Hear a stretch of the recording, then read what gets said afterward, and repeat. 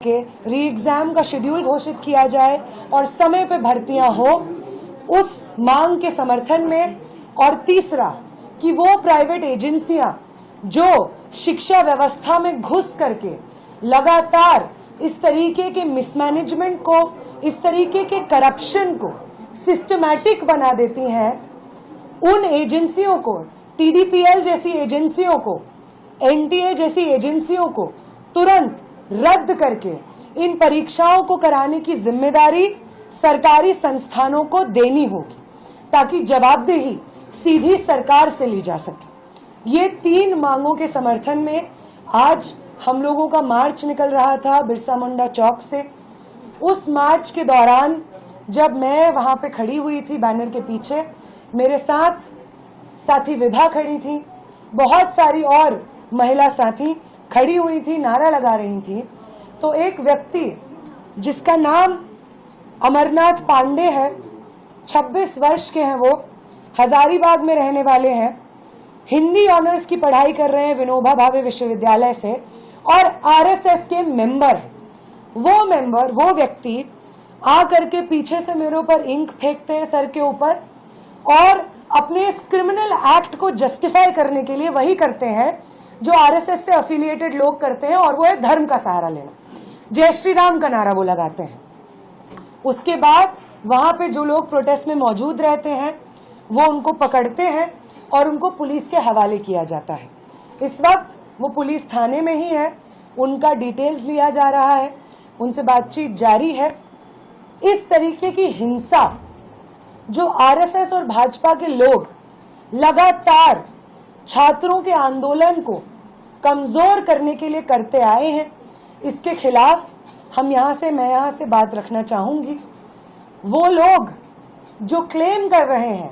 कि झारखंड में जो छात्र आंदोलन चल रहा है जयपाल सिंह मुंडा स्टेडियम में, वो हम चला रहे हैं, राइट विंग चला रहा है, भाजपा चला रहा है और यहाँ पे हम किसी और को एंट्री नहीं देंगे, वो लोग उन्हीं मांगों के, वहां पे जो अभ्यर्थी हैं उन्हीं छात्रों की मांगों के बेसिस पे जब हम एक मार्च निकालते हैं तो सवाल पूछना चाहेंगे हम उनसे कि क्यों आपको ये जरूरत महसूस होती है कि आप उस मार्च को डिसरप्ट करने के लिए वहां पे हिंसा करने की कोशिश करें।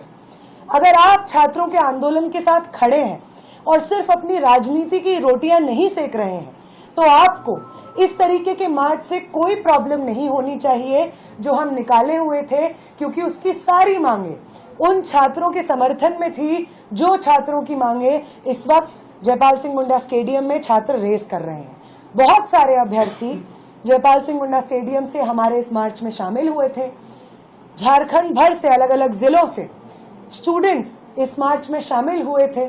अपनी शिक्षा के मुद्दे, रोजगार के मुद्दों पर आवाज उठा रहे थे। फिर क्यों जरूरी लगता है बार बार भाजपा और आरएसएस को कि वो इस तरीके से प्रहार करें छात्र आंदोलन पे? क्या उन्हें इस बात का गुस्सा है कि मैं और मेरे साथी उस आंदोलन में शामिल थे जिस आंदोलन ने उनकी पॉलिटिकल पार्टी से आने वाले शिक्षा मंत्री का इस्तीफा दिलवाया?